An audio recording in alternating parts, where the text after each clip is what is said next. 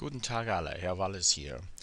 Dieses Video heute handelt es sich nicht nur um ein einziges Thema, sondern wir werden uns mit ein paar verschiedenen Themen beschäftigen.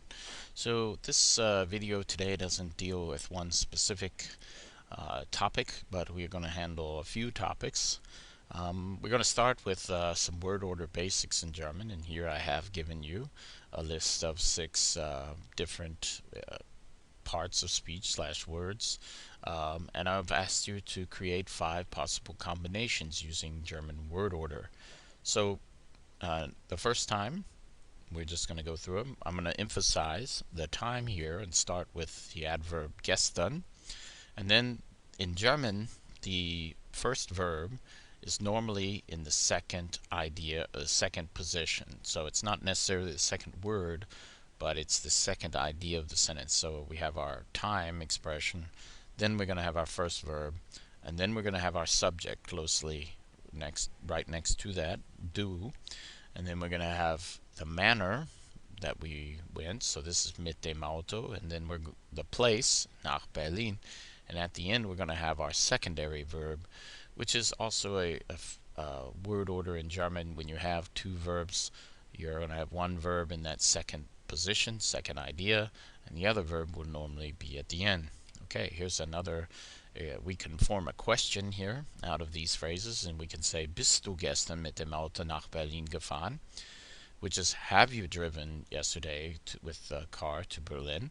And when you're forming a question in German, when there is no question word present, like was, wo, or wann, then you're going to flip the word order and have the verb first. Thirdly, we're going to just make a general statement, starting like we normally would with subject verb, so du bist. Then we're going to do time, manner, place in that order. So the time is gestern, the manner is mit dem Auto, the place is nach Berlin, and our secondary verb, gefahren, will be at the end. Mit dem Auto bist du gestern nach Berlin gefahren. If we wanted to emphasize the manner by which we drove yesterday to Berlin, we might place it in the front position. And then we immediately follow it with our first verb, followed immediately by our subject, do, and then time, manner, place, whatever's left. So in this case, we've taken manner out, so we have time, place, and then the second verb, gefahren. Nach Berlin, if we wanted to emphasize where we were going to, we could start with nach Berlin. Again, we have the verb, subject, time, manner, place configuration. So bist du gestern mit dem Auto, and then the secondary verb, in this case gefahren, at the end. So now we're going to switch gears a little bit and just try to review some basics using some reverse thinking. So now I've given you some sentences that are incorrect, and the idea is if you can correct them. So if you want to try this, you can stop the video, and then for the answers press play. Okay, so for Nummer 1, ich kann spielen mit dir Fußball. The problem here is with the verbs. When you have two verbs in a German sentence, they are not going to be together. One of them will form the first verb, and the other one will be pushed to the end. And if you have multiple verbs, these will be pushed to the end as well. So you have one verb followed at the end by a string of verbs. And Mark Twain was very famous for making sentences that were extremely long in German, because with a pile up of verbs at the end of the sentence. And this is why. Nummer 2, was du hast gemacht. It's hard to say things wrong. So in German this is was hast du gemacht, because again you have two verbs here. Hast is the auxiliary verb. This actually is in the present perfect tense, so you're going to have the past participle gemacht at the end. Ich habe einen Hund nicht gesehen. Here the problem is with Hund. It's a direct object, so therefore accusative, masculine noun, der Hund will change to den for definite articles and einen for indefinite articles. Geht in dem Haus. Here the problem has to do with the two-way preposition in. If it is action, such as in this case, then it's going to remain accusative, and in the accusative, das Haus will stay das Haus. If we were talking about where something was located, then it would be dative, and then it would apply. But since the verb here is going, gehen, it implies action, so therefore accusative. 5, hat gestern gespielt Fußball. Problem again is the verb you're going to have two verbs. That secondary verb is going to be at the end. Okay, ich habe mein Buch nicht gelesen. The problem here is with the capitalization in German. All nouns are capitalized. This is a problem for English speakers a lot of times because we don't do that, but it's worth remembering that when you're writing, all nouns are capitalized.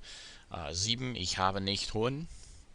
Here we want to use keinen to negate the noun Hund.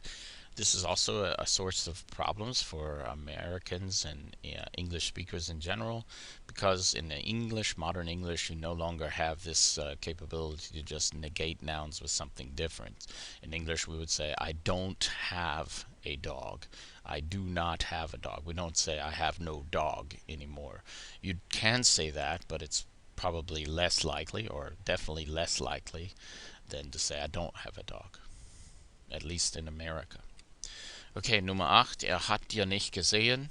Here the problem was with dir, it should be dich, because that's a direct object, therefore accusative. Das ist meinen Hund. Problem here is Hund is nominative, so we need a nominative ending for our possessive pronoun. Ich habe zu gehen. This is a real source of problem for a lot of Americans in particular, and English speakers I think in general. We no longer say I must. Very rarely do you say I must go. You would say that. More likely you would say I have to go. And our English brains think we have to have two words there.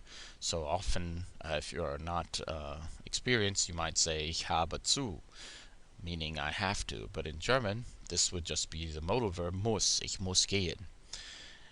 Legt ihn hin. Here you're going to need the reflexive pronoun sich. Legt sich hin. 12. Ich habe gelernt, das Deutsch ist nicht schwer. Here the problem is with the subordinating conjunction das, which is going to kick ist to the end. So ich habe gelernt, dass Deutsch nicht schwer ist. This is also very difficult for a lot of English speakers to grasp. You have to make sure you remember which ones are subordinating so that they send the other verb to the end. Nummer 13, kann schneller laufen als mich. This is also a problem that Americans do in their own language. He can run faster than me.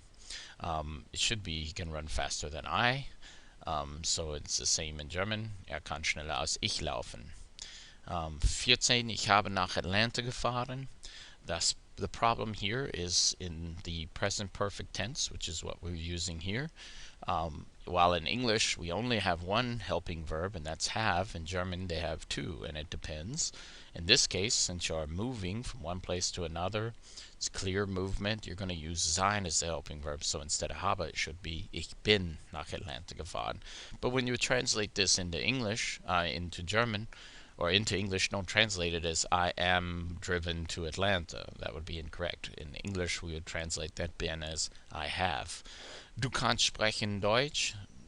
This is seems perfectly normal to an English or American brain, because that's where the verbs are when we talk in English. You can speak German, but remember the modal verbs put the other verb at the end, so du kannst Deutsch sprechen is better. And then finally, ich ziehe an meine Jacke. In German there are separable prefix verbs, and when you have a separable prefix verb in the present tense, the prefix, in this case from the verb anziehen, or the prefix is an, will be located at the end. So ich ziehe meine Jacke an. It's almost like in English, exactly the same. I put my jacket on, and put on is actually one verb with on being the prefix, if you want to think of it like that. Okay, das war's. Vielen Dank für das Zuschauen und Zuhören. Auf Wiedersehen.